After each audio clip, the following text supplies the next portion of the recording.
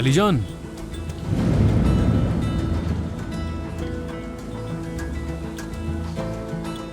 जी बोलिए। अभी फोन पर तुमसे बात हुई थी ना, मैंने ही फोन किया था तुम्हें। जी हाँ। वो बस तुम्हारी लोकेशन जानने के लिए था। मैं जिम हूँ, आयशा का वालिद।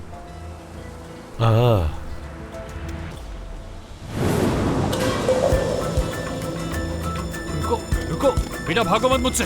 मुझे तुम्हारे घर का पता भी मालूम है। क्या तुम वापस अपने घर नहीं जाना चाहते? ऐसे भागने की जरूरत नहीं है, रुको। अरे रुको बेटा, कहाँ भाग रहे हो? कितना भगाएगा ये मुझे?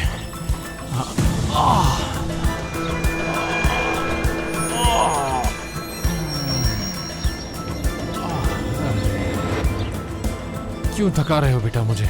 मेरे पास आओ, मुझे बात करनी है।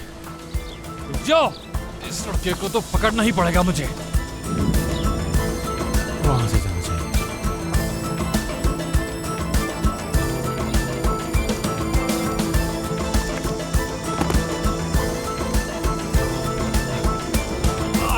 आ गया मेरा। कहाँ भागोगे?